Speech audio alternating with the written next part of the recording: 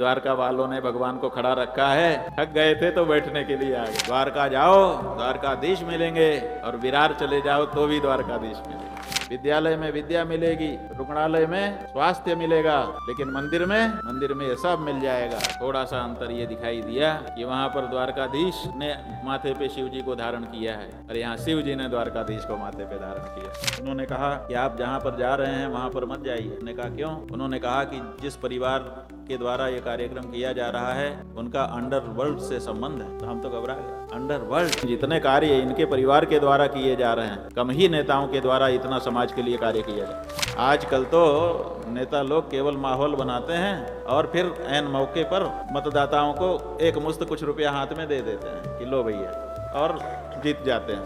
नमस्कार, मैं हूं सचिन दीक्षित, आप देख रहे हैं एशियन न्यूज। आदि शंकराचार्य अभिमुक्तेश्वरानंद सरस्वती जी का आगमन विरार में हुआ। विरार में आगमन उनके होने के बाद ही ये बात आप समझ लीजिए कि एक शंकराचार्य का आगमन बहुत बड़ी बात माना जाता है, क्योंकि शंकराचार्य देश में 4 हैं, उसमें से प्रमुख शंकराचार्य अभिमुक्तेश्वरानंद सरस्वती जी को माना जाता है। माना क्यों जाता है? उनको वही उपाधि दी ही गई है। शंकराचार्य जी का आदि से नहीं, आज से नहीं, वेदों पुराणों शास्त्रों में उनका बड़ा उल्लेख है।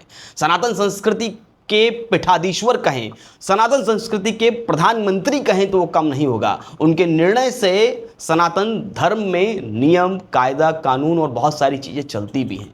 वेदों शास्त्रों में इन शंकराचार्य की उपलब्धि को बहुत ही अच्छी तरीके से वर्णित किया गया है। ये भी कहा गया है कि शंकराचार्य अगर कहीं उपस्थित हों तो वहाँ पर वहाँ के आसपास के इलाकों के, यानी कि उस क्षेत्र के सभी साधु संत आसपास सभी उनके चरण स्पर्श करने के लिए आतुर और व्याकुल रहते हैं। इतना ही नहीं, नागरिकों में एक अलग ही जोश और ऊर्जा भी रहती है। कारण यह है कि शंकराचार्य जी की उपस्थिति ही बहुत बड़ी बात होती है। ये हमारे शास्त्रों में उल्लेखित भी है। ऐसे में शंकराचार्य जी का द्वारिकाधीश मंदिर विरार का, उसके उद्घाटन करने, उसके पट खोलने की उपस्थिति दर्ज करना, ये बड़ी बात है। लेकिन उनके आने से पहले उनके कान किसने भरे थे, कैसे भरे थे और क्या कुछ कहा था, उन्होंने अपने प्रवचन में साफ तौर पे बताया। उन्होंने अपने प्रवचन में बताया कि उनके आने से पहले उनके कान भरे गए थे। उनको कुछ और ही बताया गया कि वहाँ मत जाइए, वहाँ उद्घाटन करने मत पहुँचिए, वहाँ पहुँचने से कुछ नुकसान भी हो सकता है। तमाम तरह की भ्रांतियाँ उनको बताई गई। उन भ्रांतियों को दूर करने के लिए उन्होंने जांच कमेटी बनाई। उस जांच कमेटी ने सत्य लाकर उनके सामने रखा, और उस सत्य जब सामने आया तो उनके भी आंखें खुली की खुली रह गई। उसके बाद शंकराचार्य जी की विवेकशीलता, शंकराचार्य जी की संपूर्ण आध्यात्मिकता को ध्यान में रखते हुए उन्होंने सोचा कि अब विरार जाना ही चाहिए, क्योंकि जिन्होंने मंदिर निर्माण करने में अपनी आहुति तो दी ही है, विद्यालय बनाने में भी आहुति दी है, अस्पताल बनाने में भी आहुति दी है। इन सभी चीज़ों को ध्यान में रखते हुए और उनके कर्मों को ध्यान में रखते हुए उन्होंने विरार में आना सुनिश्चित किया। लेकिन उससे पहले उन्होंने प्रवचन में क्या कुछ कहा, जरा ध्यान से सुनिए और समझिए कि आखिर शंकराचार्य जी ऐसे ही नहीं पहुंचते हैं कहीं पर। द्वारकाधीश भगवान यहाँ आकर के विराजमान हो गए। कल हम जब मंदिर में आए तो पहले ही जब हमने मंदिर को देखा, द्वारकाधीश के मंदिर की याद आ गई। मंदिर में द्वारकाधीश के मंदिर की छवि दिखाई दी, लगा कि सही में द्वारकाधीश के मंदिर में जा रहे हैं। और जब मंदिर में पहुंचे और कपाटोद्घाटन हुआ, पहली नजर भगवान के श्री विग्रह पर पड़ी तो ऐसा लगा जैसे द्वारकाधीश आकर के बैठे। हमने भगवान से पूछा कि आप वहां से यहाँ, तब इतना हमने पूछा ही था, तब तक हमारी पूरे विग्रह पर पहले तो चेहरा ही देखा था, फिर पूरे विग्रह पर नजर गई तो देखा तो भगवान बैठे हुए दिखाई दी। हमको समझ में आ गया कि द्वारका वालों ने भगवान को खड़ा रखा है, थक गए थे तो बैठने के लिए आ गए। ये भगवान की व्यापकता है। नारद जी के मन में बात आ गई थी। भागवत जी में लिखा है 16,108 रानियों से विवाह कर लिया भगवान ने, निभाते कैसे होंगे? एक के साथ निभाना सामान्यतः लोग बताते हैं कठिन होता है, 2 के साथ और कठिन हो जाता है, 16,108 निर्वाह कैसे होता होगा? तो भगवान से पूछा, भगवान ने कहा कि भाई हम क्या बताएं, आप खुद ही चल के देख लो। तो नारद जी द्वारका आए। द्वारका में आकर के उन्होंने कहा पता कहाँ है? 16,108 रानियों के 16,108 महल अलग अलग बने थे, एक जैसे सुंदर, किसी में कोई कमी नहीं थी। हाँ, महल की दृष्टि से तो बराबरी है, ठीक है, लेकिन महल बना के दे देना अलग बात है। महल कितना ही बड़ा मिल जाए, किसी पत्नी को पति मिलना चाहिए। पति कहाँ है? भगवान ने कहा अंदर जाके देखो। तो नारद जी जिस महल में घुसते थे उसी में भगवान उस पत्नी के साथ कुछ न कुछ क्रीड़ा करते दिखाई देते थे। कहीं भोजन कर रहे हैं, कहीं स्नान कर रहे हैं, कहीं पे चौपड़ खेल रहे हैं, कहीं कुछ कर रहे हैं, कहीं कुछ कर रहे हैं। इस तरह से जिस महल में गए उसी महल में अपनी उस पत्नी के साथ भगवान क्रीड़ा करते दिखाई दिए। और जब उन्होंने साक्षात्कार लिया पत्नियों का, क्यों भाई भगवान तुमको समय देते हैं? कहा कैसी बात पूछते हैं नारद जी आप हमसे, समय देते हैं मतलब? कहा माने आपके लिए कभी कभी आपके पास आते हैं? कहा जब जाते हो तब आए ना, भगवान ने जब से हमसे विवाह किया है तब से कभी हमारे पास से गए ही नहीं। आने की क्या बात है, केवल हमको मानते हैं, बाकी पत्नियों के पास नहीं जाते, हमारे ही पास रहते हैं। दूसरी के यहाँ गए उसका भी यही अनुभव था, तीसरी के यहाँ गए उसका भी यही अनुभव था। तब जाकर के भगवान की व्यापकता का अनुभव नारद जी को हुआ। वैसे आज हम लोगों को हो रहा है। द्वारका जाओ द्वारकाधीश मिलेंगे, और विरार चले जाओ तो भी द्वारकाधीश मिलेंगे। ये जो द्वारकाधीश मंदिर परिसर यहाँ पर निर्मित हुआ है, ये मन की शांति पाने का केंद्र है।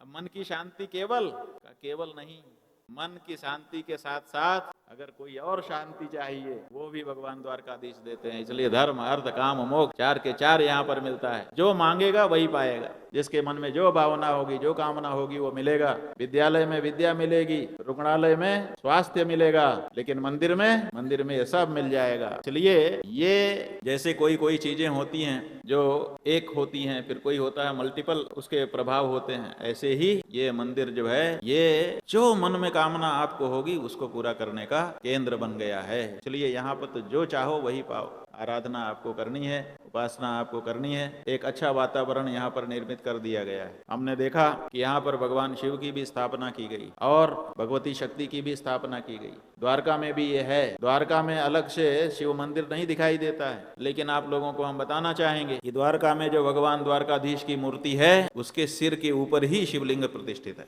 सब लोग नहीं देख पाते हैं, लेकिन पुजारी उसको देखते हैं। वहां पहले पूजा होती, क्योंकि ये सिद्धांत है शास्त्र का कि शिव की भक्ति के बिना विष्णु की भक्ति मिलती ही नहीं है। इसलिए प्रथम पूजा भगवान शिव की करके ही आगे भगवान की पूजा होती है। इसलिए माथे पे धारण कर रखा है। हमको यही, बाकी सब तो द्वारकाधीश जैसा ही लगा, लेकिन यहाँ थोड़ा सा अंतर ये दिखाई दिया कि वहां पर द्वारकाधीश ने माथे पे शिव जी को धारण किया है और यहाँ शिव जी ने द्वारकाधीश को माथे पे धारण किया। और द्वारका में जो शक्ति स्थान है दूसरे तल पर, वहां पर भगवती का दर्शन प्रत्यक्ष नहीं हो पाता है। यहाँ मूर्ति के रूप में भगवती विराजमान है, वो भी ये अपूर्व है। तो जो कमी वहां पर रह जाती थी वो कमी भी यहाँ पर कहीं न कहीं पूरी हो रही है। द्वारका का अपना स्थान है, उसको कोई दूसरा नहीं ले सकता, लेकिन उसकी कमी को कम संसाधन में पूरा कर दे, ऐसा तो सदा से होता चला आया है। हमारे यहाँ 5 बद्री हैं। सबसे पहले बद्री, जब बद्रीनाथ जी का दर्शन करने आप जाते हैं तो सबसे पहले वृद्ध बद्री का अणिमठ में दर्शन होता है। तो लोग बताते हैं कि वृद्ध बद्री का क्या मतलब है, क्या भगवान बूढ़े हो गए? वृद्ध बद्री का मतलब भगवान के बूढ़े होने से नहीं है। वृद्ध बद्री का मतलब है कि जो वृद्ध लोग हैं उनको यहीं तक अगर पहुंच जाए तो इतने से ही बद्री दर्शन का पुण्य मिल जाता है। इसलिए जो सक्षम नहीं है वहां तक पहुंचने में, उसको यहां तक आने से भी पुण्य मिलता है। उसी तरह से जो लोग द्वारका न जा सकते हो या बारंबार न जा सकते हो, एक बार जाएं और उसके बाद बार बार के लिए अगर वो यहाँ आना चाहें तो यहाँ भी द्वारकाधीश आकर के बैठ गए हैं और वो अपनी व्यापकता को सिद्ध कर रहे हैं। बड़ी प्रसन्नता हमको हुई। बंधुओं, हम आपके सामने, हम तो साफ साफ बता देते हैं, बोल देना चाहते हैं कि जब ये कार्यक्रम निश्चित हुआ, हमारा मुंबई में चातुर्मास से चल रहा था, उस समय निश्चित हुआ था। उसके बाद जब यहाँ आने का कार्यक्रम आगे बढ़ा, इन लोगों ने प्रचार शुरू किया, तो वाराणसी में हम पहुंचे थे। वहाँ पर हमारे पास यहाँ से कुछ लोग गए। उन्होंने कहा कि आप जहाँ पर जा रहे हैं वहाँ पर मत जाइए। हमने कहा क्यों? उन्होंने कहा कि जिस परिवार के द्वारा ये कार्यक्रम किया जा रहा है उनका अंडरवर्ल्ड से संबंध है। तो हम तो घबरा गए, अंडरवर्ल्ड। हमने कहा भाई सही बताओ, पूरी बात बताओ क्या है? तो उन्होंने कहा कि ये बात है, आपको वहाँ पर नहीं जाना चाहिए। और इतना ही नहीं, उन्होंने कहा कि उन्होंने शंकराचार्य जी की समाधि की 100 एकड़ भूमि है, उस पर कब्जा भी कर लिया है, इसलिए उनके यहाँ आप कैसे जा सकते हैं, मत जाइए। हमने कहा ठीक है, आपने अच्छा बताया, हमको जानकारी में नहीं था। लेकिन हमारा नियम यह है कि जब कोई हमसे कहता है कि कौआ कान ले गया, तो हम कौए के पीछे बाद में दौड़ते हैं, पहले अपना कान देखते हैं कि है कि चला गया। तो इसलिए जो बात आपने हमको बताई है, पहले हम उसको जांचेंगे। जांचने पर अगर आपकी बात सही हुई तो हम निरस्त करेंगे, कार्यक्रम नहीं जाएंगे। तो हमने जांच कमेटी बनाई 3 लोगों की। हमारे जो मठ के लोग हैं, 2 लोग मुंबई के थे, 1 हमारे मठ के थे। हमने उनसे कहा कि ये बात आई है, पता करो। तो जांच कमेटी ने हमको रिपोर्ट दी कि इनके परिवार के कोई एक व्यक्ति हैं जिनके बारे में ये बात कही जाती है, लेकिन वो बात बहुत पुरानी हो गई है और परिवार अब उस घटना से बाहर निकल करके धर्म कार्य में और समाज की सेवा के कार्य में बहुत आगे बढ़ चुका है, इसलिए अब उसका कोई मतलब नहीं। और जहाँ तक शंकराचार्य जी समाधि के 100 एकड़ जमीन की बात है, तो 100 एकड़ जमीन में इन्होंने कोई कब्जा नहीं किया है, अपना कुछ भी 1 इंच भी प्राप्त नहीं किया है। तो हमने कहा ठीक है। फिर हमने अपने अधिकारियों से कहा कि भाई ये रिपोर्ट भी आ गई है और ये सूचना मिली थी, अब आप लोग बताओ। तो हमारे अधिकारियों ने कहा कि परिवार धर्म और समाज के कार्य में निरंतर आगे बढ़ रहा है, ऐसे में उनका साथ दिया जाना चाहिए ताकि वो लोग और आगे इसी दिशा में अग्रसर हों, और इसीलिए आपको जरूर जाना चाहिए। तो हमने अधिकारियों की इस अनुशंसा को स्वीकार किया और यहाँ पर आए। और यहाँ आने के बाद कई लोग हमसे मिले, उनसे भी हमने चर्चा की। हमने यहाँ का वातावरण देखा, इन सब लोगों से, परिवार के सब लोगों से चर्चा की, और जितना समाज सेवा का कार्य इनके द्वारा किया जा रहा है और जिस तरह से भगवान द्वारकाधीश का विशाल मंदिर निर्मित कर दिया गया है, इन सब को देखने से हमको ये प्रतीति हो रही है कि इनके बारे में आलोचना के शब्द कहे जाने लायक अब वातावरण नहीं है। इसलिए इनको हृदय से आशीर्वाद देना ही उचित बनता है, वो हम प्रदान कर रहे हैं।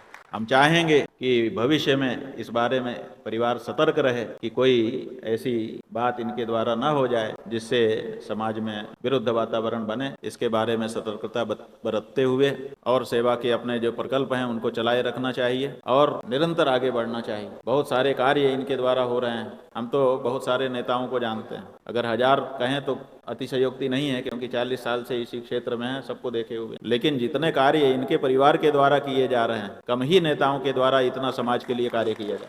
आजकल तो नेता लोग केवल माहौल बनाते हैं और फिर ऐन मौके पर मतदाताओं को एक मुश्त कुछ रुपया हाथ में दे देते हैं कि लो भैया, और जीत जाते हैं। लेकिन लगातार उनके बीच में रहना और उनकी सेवा करना ये कठिन है। ये जब तक व्यक्ति के मन में ये बात ना हो कि जनता ही जनार्दन है, तब तक संभव नहीं हो सकता। इसलिए इन्होंने अगर मंदिर बना के उसमें भगवान की मूर्ति बिठाई है तो तब बिठाई है जब जन जन में भगवान को देख करके उनकी सेवा करने का संतोष इन्होंने प्राप्त कर लिया।